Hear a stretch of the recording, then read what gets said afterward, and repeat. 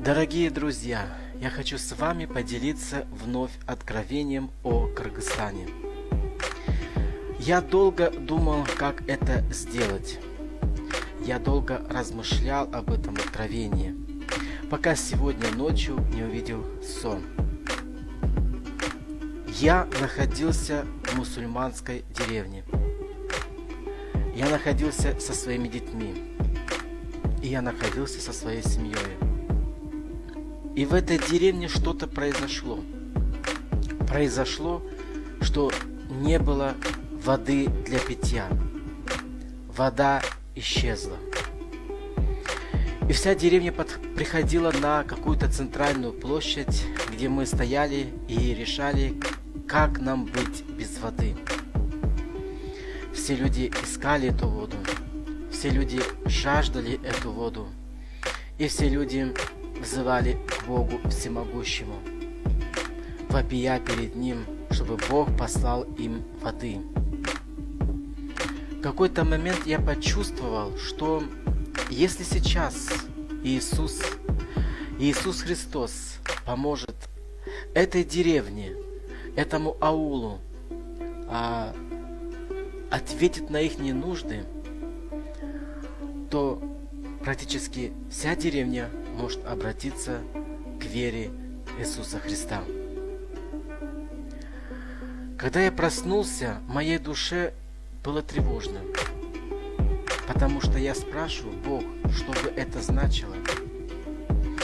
Я не живу в ауле, я живу городской жизнью, и я не живу среди только мусульман. Я живу в городе, где живут и мусульмане, и православные, и другие религиозные течения. И когда я спросил перед Богом: Бог, что это значит? Бог мне ответил: наступает время, когда я даю жажду мусульманским народам. Жажду по Богу. Жажду по Святому Духу.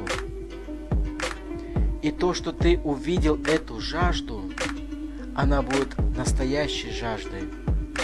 И вода, ее не было, этой воды в ауле, говорит о том, что какое-то время мусульманские народы очень сильно захотят быть с Богом.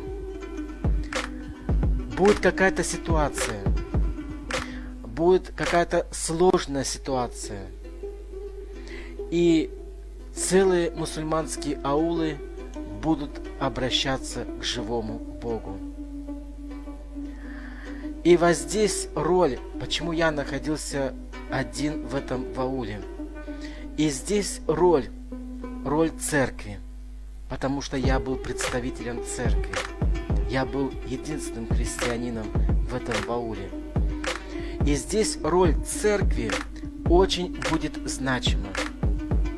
Именно церковь должна принести Евангелие мусульманским народам.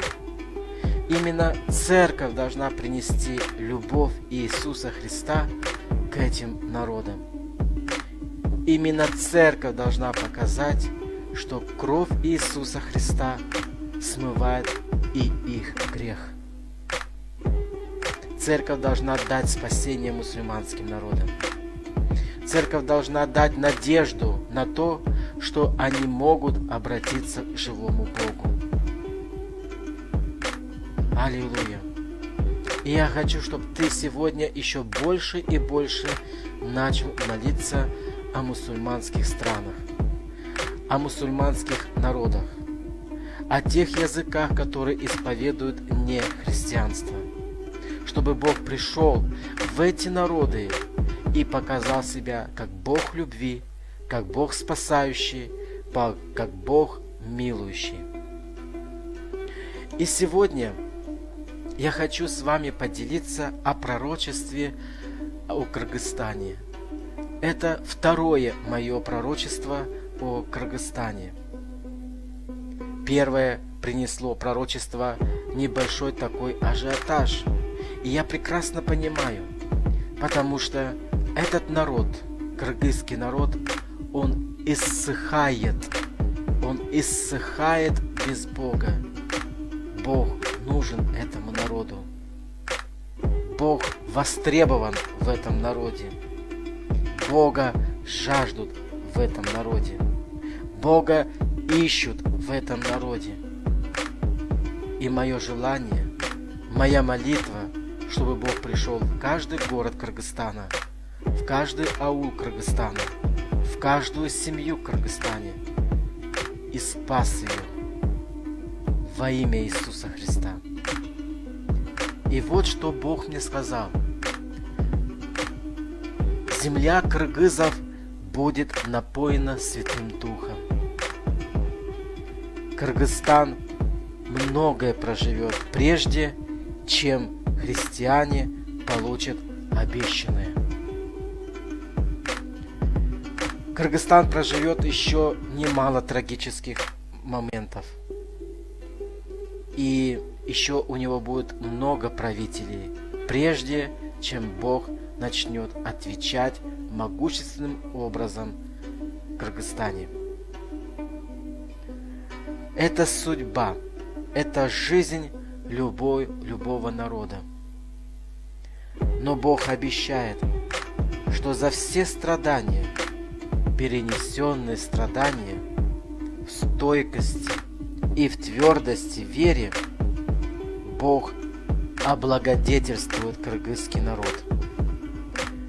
Бог пошлет радость, Бог пошлет мир во Святом Духе. Наступает эра Святого Духа. Наступает действие Святого Духа. Наступает время, когда Святой Дух начинает работать могущественным образом в Кыргызстане. Но чтобы достигнуть желаемого от Господа, кыргызам, христианам нужны молитвенники, нужны ревностные поклонники, христиане, кыргызы, движущие в силе Святого Духа, христиане, движущие, исполненные Святого Духа, христиане, кыргызы, напоенные Святым Духом, чтобы они могли раздавать жаждущим людям, чтобы они могли на своем кыргызском языке раздавать Святого Духа. Аллилуйя! И таким людям Бог дает рычаги, Бог дает действия, которые будут помогать приближению, пробуждению земли кыргызов. Эти люди будут не из церковной иерархии, хотя их будет воспитывать церковь. Они не будут иметь статус, межконфессиональный. Они будут иметь статус межденоминационных. Эти люди восстанут из простого народа, из среды христиан. В них будет гореть огонь Святого Духа. Эти люди, они будут принадлежать только Богу. Это собственность Бога. Это глаз Божий. Это пророки Божии. Таким людям не надо иметь принадлежность и статус той или иной церковной структуры, потому что этот статус, он будет мешать, человечески мешать нести Слово Бога в народ. Церковные критерии и эти дисциплины, они только становятся стеною между помазанными христианами и Богом. Такие люди, которые будут навязывать свои взгляды, а структурные церковные. Они только будут мешать работе Святого Духа. Я хочу, чтобы вы понимали, что я не иду против той или иной церковной структуры. Я хочу, чтобы вы поняли меня, что эти люди, они будут принадлежать только Богу. Но взровщены они будут в церкви. И получать они будут Слово Бога в церкви. Поэтому, если вы заприметите в своей среде таких христиан, просьба, не мешайте им, а наоборот, направляйте их, учите их, помогайте им, молитесь за них. И вместе вы принесете больше славы для Иисуса, и вместе вы принесете больше плодов перед Богом в совместном труде, как апостол Павел, как апостол Петр, как все другие ученики Иисуса Христа. Я думаю, в Кыргызстане среди церкви нужны такие проекты глобального масштаба. Именно глобального масштаба. Не на церковном уровне только, региональном, а проекты глобального масштаба. Нужно создавать такие проекты молитвенные, особенно поклонения, которые бы обхватывали все церкви, все деноминации, все конфессии, и чтобы могли двигаться в одном русле, в одном движении Святого Духа. Эти проекты, они будут объединять. Эти проекты будут громко заявлять на весь мир о том, как Бог велик в Кыргызстане. И скоро Бог начнет посылать эти проекты. Но для этих проектов нужны люди. Люди, которые готовы сказать: да, Господь, я понесу это, я буду служить в этом, и я буду верен в этом. Эти люди будут личными посланниками Бога Святого. Они будут говорить, они будут делать только то, что скажет им Бог. Они будут помогать и укреплять межцерковные и межденоминационные вопросы.